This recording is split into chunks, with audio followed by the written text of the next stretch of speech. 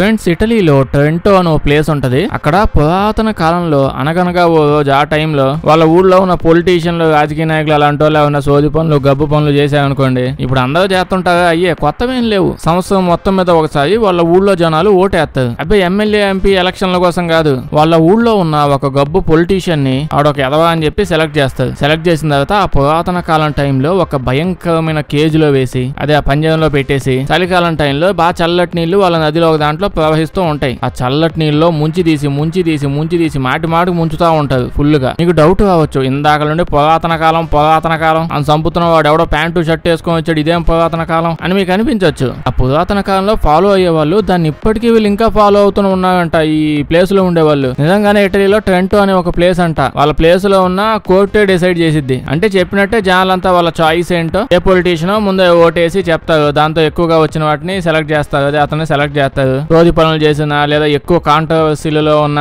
ఇక్కడ చూపించినట్టే ఒక కేజ్ లో పడేసి ఇందులో చూపించినట్టే అలా ఫుల్ గా ముంచి పైకి తీసి దీంతో పాటు ఈ ప్రాసెస్ అంతా జరిగేటప్పుడు కోర్టు నుంచి వచ్చిన ఒక వ్యక్తి ఆడేమేం సోది పనులు చేశాడో వాటన్నిటిని పెద్దగా అరుస్తూ అక్కడ ఉన్న వాళ్ళకి చదివి వినిపిస్తూ ఉంటాడు. అంటే వాళ్ళని అలా ముంచుతూ ఉన్న టైంలో ఇప్పటికీ ఆ ప్రాసెస్ ఫాలో అవుతున్నారంట. చూస్తుంటే ఆ కేజ్ లో ఉన్న ఆయన పగలబడి నవ్వుతూ ఉన్నాడు. మేబీ ఇప్పుడు అంత కఠినంగా జరగట్లేదేమో, లేకపోతే ఆ పొలిటీషియన్ ఏం పీకుతారో పీక్కోండి, నెక్స్ట్ టైం కూడా నేనే వచ్చి ఎంతకంటే ఎక్కువ దోచుకుంటా అని చెప్పి నవ్వుతున్నాడు. అది మనకు తెలియదు. కానీ అప్పట్లో బాగా భయంకరంగా చేసేవాళ్ళంట. ఇప్పుడు కూడా అన్ని చోట్ల ఇలాంటి భయంకరమైన ప్రాసెస్ చేస్తే ఎట్టుంటది? తొక్కలోని తెస్తే మాత్రం ఏం చేస్తారు? ఏముంది, మహా అయితే మంచి చలికాలంలో చల్లటి నీళ్లు చాలా మంచిది, శుభ్రంగా స్నానం చేసుకుని పోయి మన పని మనం చూసుకుందామని అనుకుంటది. ఈ ప్రాసెస్ గురించి మీరేమంటారు? కామెంట్స్ లో చెప్పండి.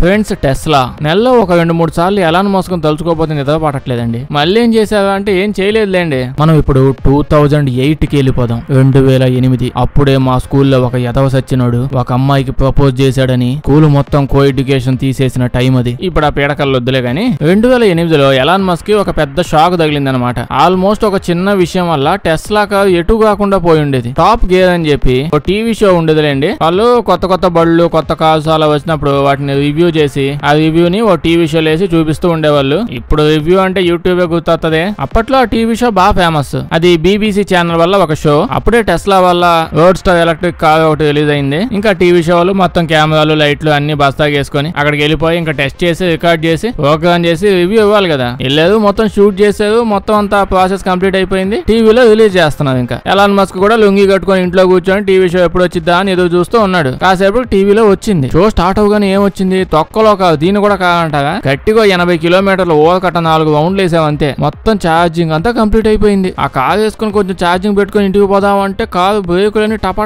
ఇరిగిపోయాయండి. బ్రేకులన్నీ మొక్కలైపోయాయి. దాంతో మా టీం వాళ్ళు, కెమెరామెన్లు అందరూ కలిసి నెట్టుకుంటా వచ్చాం ఆ బండి ఇంటి దాకా అని చెప్పి ఇంకా టీవీ షో మొత్తం ఇదే చెప్పారు. న్యూస్ ఛానల్ లో కూడా రిపీట్ లో ఇదే వేసుకుంటా పోయారు. దాంతో పాపం ఎలాన్ మస్క్ లుంగి వేసుకున్న చెమటలు పట్టేసింది. దాని తర్వాత ఇంజనీర్లు అంతా పరిగెత్తుకుంటూ ఎలాన్ మస్క్ దగ్గరికి వచ్చేసి, సార్ గుండు సచ్చినోడు ఏదేదో వాగాడు, మేము పక్కనే ఉన్నాం, మాకు తెలీదా ఏంటి? 80 కిలోమీటర్లు నడిపినా 20% ఛార్జింగ్ కూడా ఇంకా కంప్లీట్ అవ్వాలి మన దాంట్లో. అట్నే ఉంది ఆ ఛార్జింగ్. అంతా బాగానే నడుస్తుంది కదా. నేను టాయిలెట్ కి వెళ్ళి వచ్చి చూసేటప్పటికి ఆ టీవీ షో డైరెక్టర్, ప్రొడ్యూసర్ వచ్చి మన కారుని ఎందుకు నెట్టుకుంటా పోతున్నది. అప్పుడు నాకు అలా ఎందుకు చేసావు అర్థం కాలేదు. ఇప్పుడు అర్థమైంది. దీని తర్వాత ఇంజనీర్లు ఏం చేశారు అంటే, అక్కడ రికార్డింగ్ జరుగుతుంది కదా, అదే టీవీ షో కోసం మొత్తం షూటింగ్ చేస్తూ ఉన్నప్పుడు అప్పుడే వాళ్ళ దగ్గర ఆల్రెడీ పేపర్ లో టీవీ షోలో ఏం చెప్పాలి, ఏం మాట్లాడాలి అవన్నీ ఆల్రెడీ స్క్రిప్ట్ మొత్తం రెడీ చేసుకుని వచ్చున్నది. అంటే టెస్టింగ్ అంతా కంప్లీట్ అయ్యాక కదా వీళ్ళు ఏం జరిగిందో, దాని కండిషన్ ఎలా ఉందో స్క్రిప్ట్ రాయాలి. వీళ్ళు టెస్ట్ చేయకముందే స్క్రిప్ట్ అంతా రాసుకొని వచ్చేసి దాని తగ్గట్టే మొత్తం అంతా షూట్ చేసి అదే టీవీలో చదివేశారు. ఎలాన్ మస్క్ ఇంకా ఒళ్ళు మండిపోయింది. డైరెక్ట్ గా వెళ్ళిపోయి కోర్టులో BBC వాడి మీద కేసు వేసారు.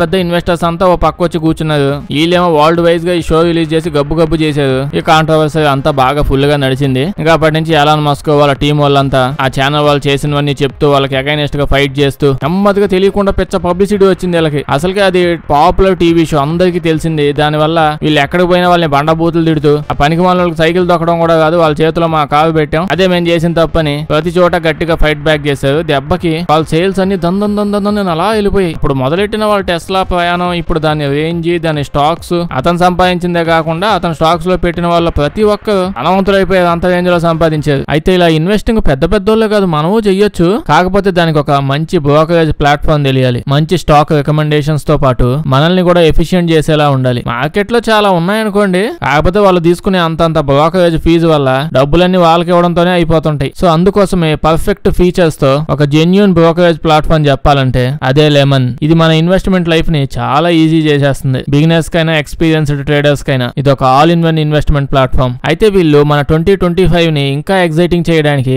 ఈ లెమన్ వాళ్ళు ఒక స్పెషల్ ఆఫర్ తో వచ్చారు. 31 మార్చ్ 2025 వరకు మ్యూచువల్ ఫండ్స్ ఇంకా F&O మీద జీరో బ్రోకరేజ్ ఫీజు ఉంటుంది. ఎటువంటి హిడెన్ చార్జెస్ లేకుండా బ్రోకరేజ్ ఫ్రీ ఫైనాన్షియల్ ఇయర్ ని ఎంజాయ్ చేయొచ్చు మనం. దీని ఇంటర్ఫేస్ కూడా చాలా సింపుల్ గా ఇంకా ఈజీగా ఉంటుంది. ట్రేడింగ్ ఇంకా ఇన్వెస్ట్మెంట్ కి చాలా యాక్సెసిబుల్ గా ఉంటుంది. వీళ్ళ టాప్ అనలిస్ట్ ట్రేడింగ్ సెక్షన్ ద్వారా మనకి బై అండ్ సెల్ మీద రికమెండేషన్స్ కూడా వస్తుంటాయి. దీనిలో ఇన్వెస్టింగ్ సెక్టర్ ఆప్షన్స్ లో డిఫరెంట్ స్టాక్స్ ని మనమే చూస్ చేసుకోవచ్చు. ఈ ఫీచర్ మనకి technology, health care, financial, energy ఇలాంటి సెక్టర్స్ లో కూడా ఇన్వెస్ట్ చేయడానికి ఫ్లెక్సిబిలిటీ ఇస్తుంది. ఇంకా ఆలోచించడానికి ఏముంది, డిస్క్రిప్షన్ అండ్ కామెంట్స్ లో లెమన్ యాప్ లింక్ పెట్టుంచాను, ముందు ఒకసారి చెక్ చేసి చూడండి. ఫ్రెండ్స్, నేను ఎప్పుడూ చెప్తూ ఉంటాను కదా, భూమి మీద ఎన్నో దారుణాలు జరిగాయి, కానీ భూమికి జరిగిన దారుణమే మనుషులు పుట్టడం. నేను ఇన్ని రకాలుగా మనుషులు తిడుతూ ఉన్నానంటే నన్ను చాలా మంది ఈడెవడో ఏలియన్ లా ఉన్నాడని చెప్పి అనుకునే ఛాన్స్ కూడా ఉంది. ఏం చేస్తాం, మామూలు విషయాలు ఎతుకుతా ఉంటే ఒక డేకి 10-20 దొరుకుతున్నాయి ఇట్లాంటి ఇన్సిడెంట్లు. ఇప్పుడు మళ్ళీ ఏమైందా అంటే ఇప్పుడు కాదు, ఎప్పుడు అయింది, అది 1990. ఇక్కడ చూడండి, చూస్తుంటే మంచి సినిమా సీను, వెనకాల నుంచి హీరో నడుచుకుంటూ వస్తున్నాడు అని అనుకుంటున్నారా? కాదు, అది నిజమైన సీను. ఇరాక్ ఆర్మీ వాళ్ళు కువైట్ మీదకి యుద్ధానికి పోయారు. వాళ్ళు యుద్ధానికి వెళ్ళారు కానీ గెలవలేకపోయారు. మొత్తం ఇన్వైట్ చేసేదాను ఊపు మీద ఏదో మంది వేసుకుని పోయినట్టున్నారు. ఎవరికి యుద్ధం చేయడం రాదేమో, యుద్ధం గెలవలేక వెనక్కి వస్తూ ఉన్నారు. వచ్చే వాళ్ళు అన్ని మూసుకుని వెనక్కి రావచ్చు కదా, లేదు, మనుషులు కదా ఎంతైనా. అలా వచ్చేటప్పుడు కువైట్ లో ఉన్న 700 ఆయిల్ వెల్స్, ఆయిల్ బావులు అంటాం కదా, పెద్ద 700 ఆయిల్ బావుల్లో మంట పెట్టేశారు వచ్చేటప్పుడు. ఈ ప్రపంచంలో ఇంతకంటే దారుణమైన దరిద్రమైన డిజాస్టర్, ఆయిల్ డిజాస్టర్ ఎప్పుడు జరగలేదు. నేచురల్ది కాదు, మనుషులు చేసిన పెంట. ఎంత దారుణమైన మంట అందులో నుంచి అలా వస్తూనే ఉందంటే స్పేస్ లో నుంచి చూసినా క్లియర్ గా కనిపిస్తూ ఉండేదంట. 1990 టైంలోనే ఆల్మోస్ట్ 1000 కోట్లు ఒక డేకి, రోజుకి 1000 కోట్లు చొప్పున నష్టం. అలా ఎన్ని రోజుల పాటు, నెలల పాటు వచ్చిందో. దాంతో పాటు ఎన్విరాన్మెంట్ లోకి దారుణమైన కెమికల్స్ రిలీజ్ చేసుకుంటూ వచ్చాయి. అదంతా క్లియర్ చేయడానికి, దాన్ని ప్రాపర్ గా ఆపడానికి దాదాపు 37 దేశాల పాటు అందరూ కలిసి 8 నెలల పాటు కష్టపడ్డారంట అదంతా పూర్తిగా ఆపడానికి. ఇంత అద్భుతమైన అమేజింగ్ పనులు చేస్తూ ఉంటామండి మన మనుషులం. ఫ్రెండ్స్, గూగుల్ మ్యాప్స్ మీమ్స్ లో తెగ చేసుకుంటూ ఉంటాం, కాకపోతే అందరం మళ్ళీ అదే వాడతాం. చెప్పాలంటే గూగుల్ మ్యాప్స్ చాలా అద్భుతమైన సర్వీస్ ని ప్రొవైడ్ చేస్తుంది. బయట దేశాల్లో అయితే డబ్బులు తీసుకుంటారు, కొన్ని చోట్ల మనకి ఇంకా ఫ్రీగా ఇస్తుంది. ఈ గూగుల్ మ్యాప్స్ వచ్చిన తర్వాత ఇండియాలో చాలా స్ట్రీట్స్ కి నేమ్స్ వచ్చాయి తెలుసా. అంటే చాలా స్ట్రీట్స్ కి కొన్ని నేమ్స్ ఫిక్స్ అయ్యాయి ఇండియాలో. ఇప్పుడు ఈ గూగుల్ మ్యాప్స్ ఫిక్స్ చేయడానికి వాళ్ళ టీం వాళ్ళు వచ్చారు, మొత్తం అంతా ఎత్తుక్కుంటూ చూసుకుంటూ రాసుకుంటూ ఉన్నారు. మామూలుగా గూగుల్ మ్యాప్స్ క్రియేట్ చేసేటప్పుడు ఏం చేస్తారు, ఆ స్ట్రీట్ ఏంటి, దాని నేమ్ ఏంటి అని రాసుకొని పోవాలి. దీనికోసం వాళ్ళు ఫస్ట్ టైం వెళ్ళారు, అలా స్ట్రీట్ వెళ్ళి ఆ స్ట్రీట్ నేమ్ ఏంటి, ప్లేస్ పేరు ఏంటి అని అడిగితే ఒక్కొక్కడు 10-15 పేర్లు చెప్తా ఉన్నది. ఒక్కో వీధికి ఒక్కో పేరు చెప్తుండే. ఎవరిని అడిగినా ఎవడు నచ్చినేం వాడు చెప్పడం. అది సుబ్బారావు వీధి, ఇది వెంకటరావు గొందు, అల్లది ఉదయగఢ్ సందు, ఇలా డిఫరెంట్ నేమ్స్ చెప్పుకుంటూ అదే అన్ని పాపులర్ అవుతూ కూడా వెళ్ళిపోయింది. అందరికి చాలా పేర్లు ఉన్నాయి, అందరూ ఆ నేమ్స్ తోనే పిలుస్తున్నారు. దీనివల్ల గూగుల్ మ్యాప్స్ వాళ్ళు ఎన్నో కష్టాల మీద కష్టాలు పడి ఎలిజబెత్ లదాఖీ అని చెప్పి ఇండియాలో ఇప్పుడు లోకల్ గా ఇంకా ఫుల్ గా వెళ్ళిపోయి, అసలు ఈ లోకల్స్ వాళ్ళందరూ ఎక్కడికైనా పోవాలంటే ఎలా వెళ్తారు ఇంత డిఫరెంట్ గా ఉన్నప్పుడు. ఒక్కో లప్పం పేరు పెట్టుకుని తిరుగుతున్నారు మళ్ళా. అందుకే డీప్ గా అబ్జర్వ్ చేసుకుంటూ పోతే అందరూ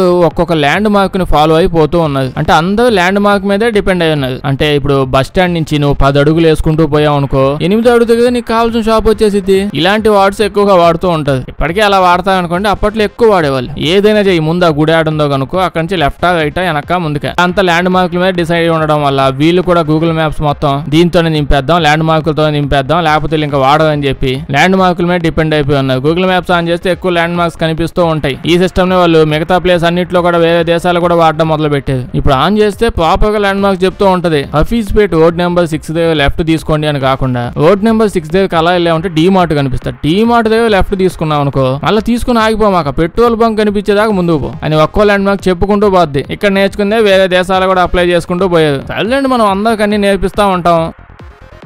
ఇప్పుడు నేను మీకు లాంచ్ చేయాలి. అది ఒక అతన్నేమో, అతనికి చిన్నప్పటి నుంచి ఒకటే లక్ష్యం, పైలట్ అవ్వాలి, ప్లేన్ ఎగరేయాలి, గాల్లోకి వెళ్ళాలి. ఇదే లక్ష్యం మీద పెద్దోడైపోయాడు. పెద్ద అయిన తర్వాత అతనికి ఏం తెలిసిందంటే అతని కంట్లో ఏదో చిన్న ప్రాబ్లం ఉంది, దాని వల్ల పైలట్ అయ్యే ఛాన్స్ ఏం లేదని చెప్పి డాక్టర్స్ చెప్పేశారు. ఇది అతని ఈగోని బాగా హర్ట్ చేసినట్టుంది. అంటే ఇప్పుడు చిన్నప్పుడు అడిగినప్పుడు ఏమవుతావంటే సైంటిస్ట్ అవుతాము అని చెప్పామనుకోండి, అంతా అవు ఎవడొద్దన్నాడు అవుబే అని చెప్పి అంటారు. అప్పుడు ఏమైంది, అవుదాంలే ఏముంది అందరూ నార్మల్ గా చూస్తున్నారు, ఇప్పుడు వస్తే అవుతా అని అని చెప్పి ఫీలింగ్ లోకి వెళ్ళిపోతారు. కానీ నీకు అంత సీనే లేదు, నువ్వు అవ్వలేవు అంటే యాడో మండిద్ది కదా. ఇతనికి కూడా అలాగే మండినట్టుంది. నేను పైలట్ అవ్వకపోతే ఏంది, గాల్లోకి వెళ్ళి నేను నడుపుతా అని చెప్పి ఒక ఏజ్ వచ్చాక ఒక కుర్చీ తీసుకున్నాడు. మామూలు కుర్చీ ఇంట్లో ఉంటది. ఇప్పుడు ఆ కుర్చీకి హీలియం బలూన్స్ ఉంటాయి కదా, పెద్ద పెద్ద బలూన్స్ గాల్లో ఎగురుతా ఉంటాయి. ఆ హీలియం బలూన్స్ ని దానికి వేసి కట్టేసి గాల్లోకి వెళ్ళిపోతాను ఫిక్స్ అయిపోయాడు. నిజానికి అతను అనుకున్నట్టు అంతకేం అవ్వలేదు. దాదాపు 40 కంటే పెద్ద పెద్ద బెలూన్స్ ని తీసుకొని వచ్చి హీలియం గ్యాస్ కొనుక్కొని దిట్టంగా హీలియం నింపేసి ఆ చైర్స్ కి అన్ని కట్టుకుంటూ పోయాడు. కొంచెం హైట్ వెళ్ళాక మళ్ళీ కిందకు వచ్చేద్దాం అనుకున్నాడు కానీ ప్రాపర్ క్యాలిక్యులేషన్ తో వెళ్ళాల. ఇంత హీలియం నింపితే అంత ఎత్తుకు పోయింది, ఇంత ఎత్తేలాక ఇంత కిందకు రావచ్చు. అట్లాంటివి ఏం లేవు. వెనక షాప్ లో హీలియం బలూన్లు గ్యాస్ కొనుక్కున్నాడు, కుర్చీ ఇంట్లో లాక్కొచ్చాడు. అనుకున్న వెంటనే కట్టి పడేసాడు. బలూన్స్ అన్ని కట్టి తెలియకుండానే చాలా హైట్ వెళ్ళిపోయాడు. ముందు 30 feet వెళ్దాం అనుకున్నాడు, ఇంకా హైట్ వెళ్ళిపోతుంది. గాలి ఏమో పొద్దునే లేచి చేయి పెట్టాడు పైకి, గాలి ఒక సైడ్ వేస్తుంది. సో అటు వెళ్దాం అనుకున్నాడు. కానీ ఇప్పుడు ఏమో గాలి ఇంకో సైడ్ వీసింది. అది కూడా చాలా ఫాస్ట్ గా.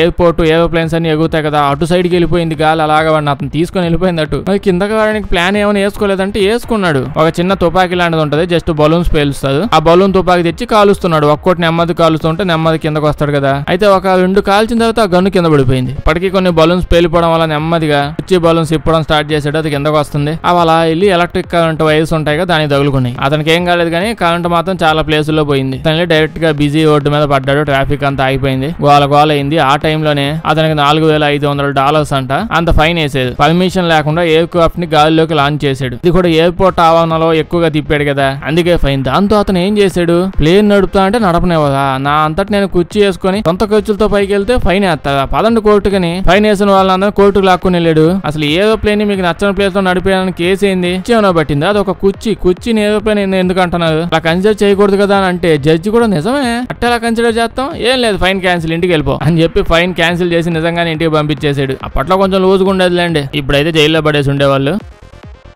ఫ్రెండ్స్, ప్రపంచంలో కొంతమందికి కొన్ని అలవాట్లు వస్తూ ఉంటాయి. కొన్ని విషయాలు నచ్చి చేసుకుంటా పోతాయి. కొంతమంది దరిద్రులకు ఆ విషయం ఎందుకు నచ్చిద్దో ఇప్పటిదాకా తెలియదు. ఇట్లాంటి వాళ్ళు ఒక ఇద్దరని చూద్దాం. అది 1983 బ్రెజిల్ కి సంబంధించిన లూయిస్ అని ఒక వ్యక్తి ఉన్నాడు. అంటే అతను పని చేసుకుంటూ ఉంటే ఫోన్ వచ్చింది. పాపం అతను నాన్న చనిపోయాడని బాగా బాధపడి ఇంటికి వెళ్ళాడు. దినము ఫ్యూనరల్ అంతా జరిగింది, ఇంటికి వచ్చేసాడు. ఇందులో ఏముందో అంటే అక్కడ దాకా ఏం లేదు, దాని తర్వాత మొదలైంది. కొన్ని రోజుల తర్వాత మనోడు ఉద్యోగం మానేశాడు. వాళ్ళ నాన్న చనిపోయాడని బాధలోకి వెళ్ళిపోయాడా, ఏమైందో ఏంటో అంటే టీవీ షో వాళ్ళు ఒక డాక్యుమెంట్ చేసి మరి చూపించారు. ఏమైందంటే వాళ్ళ నాన్న ఫ్యూనరల్ కి వెళ్ళిన తర్వాత 1 వీక్ అయ్యాక ఇంకో ఫ్యూనరల్ ఎక్కడో జరిగితే అక్కడికి వెళ్ళిపోయాడు. అది ఎవరితో తెలియదు. అలా అక్కడికి వెళ్ళిపోయి ఉంటే అతనికి నచ్చిందంట. అలా డిఫరెంట్ ఫ్యూనరల్స్ కి వెళ్తూ ఉంటే ఆ లూయిస్ కి చాలా ఊపు వచ్చేస్తూ ఉందంట. తర్వాత నుంచి ఇంకా ప్రతిరోజు పొద్దున లేకడం, ఫ్యూనరల్స్ ఎక్కడ జరుగుతున్నాయో కనుక్కోవడం, జనాలు యాడ్ ఉంటే అక్కడికి వెళ్ళిపోవడం.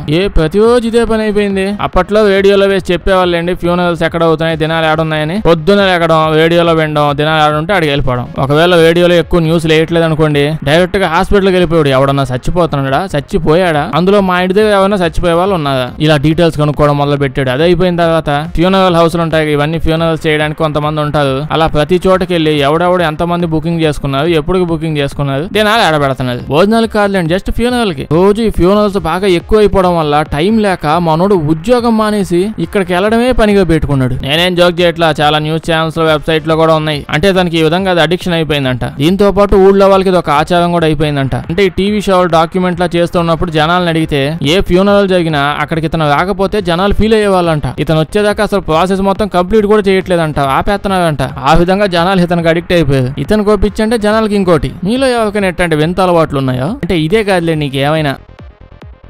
సో మనం ఇప్పుడు ఇంకో వింత అలవాటు చూద్దాం. ఇదైతే ఇంకా అదో రకం. ఇప్పుడు మనకి కాలో చెయ్యో ఇరిగిపోతే ఎట్టుంటది, దారుణంగా ఉంటది. ఓ కట్టు కడతారు, అది కట్టిన తర్వాత లోపల దొరదే ఇంకా పెన్నులు చెక్క ముక్కలు తోసేసి గీకుతా ఉండేవాడిని. అంటే స్కూల్ కి సెలవిస్తారు, మళ్ళీ అది ఒక డిఫరెంట్ మ్యాటర్ అనుకోండి. కాటన్, ప్లాస్టర్ ఇలాంటివి చాలా ఉంటాయి, వాటితో కట్లు కడుతూ ఉంటారు. ఎవరికి నచ్చదు ఎక్కువ. కానీ చికాగోలో ఉండే కెవిన్ అనే ఒక పిల్లవాడికి కాదు, పెద్దోడు అయిపోయి ఉంటాడు ఈ పాటికి. అబ్బాయి స్కూల్లో ఉన్నప్పుడు స్కేటింగ్ అవేవో ఉంటాయి కదా, చక్క మొక్క వీళ్ళు కట్టుకుని ఎందుకు దిగుతుంటారు, ఎందుకు అటు ఇటు పోతారో తెలియదు. అలా వెళ్తూ ఉన్నప్పుడు ఇటు అలా పోయి చెయ్యి కొట్టుకున్నాడు. హాస్పిటల్ తో పోయి చెయ్యికి ఇంకా కట్టు కట్టేది. ఆ మందపాటి బ్యాండేజ్ కట్టుకుని స్కూల్ కి వెళ్ళాక అక్కడ ఉన్న పిల్లలందరూ, మిగతా స్టూడెంట్స్ అంతా అయ్యో పాపం అని వాడిని బొజ్జగించడం మొదలు పెట్టారు. టీచర్స్ కూడా అసలు ఏమి అనకపోవడం, ఇవన్నీ ఎందుకు అబ్బాయికి బాగా మనసు లోతుల దాకా నిండిపోయాయంట. ఎప్పుడు అందరి చేత అంత లాభం దానిచ్చుకునేవాడేమో స్కూల్లో. ఇప్పుడు సడన్ గా ఇంత ప్రేమ వచ్చేసరికి తబ్బి ఉబ్బిపోయాడు. ఇప్పుడు పెద్దడైపోయాడు. ఇప్పుడు కానీ మీరు అతని దగ్గరికి వెళ్ళామనుకోండి, ఇలా కూర్చో ఉంటాడు సోఫాలో.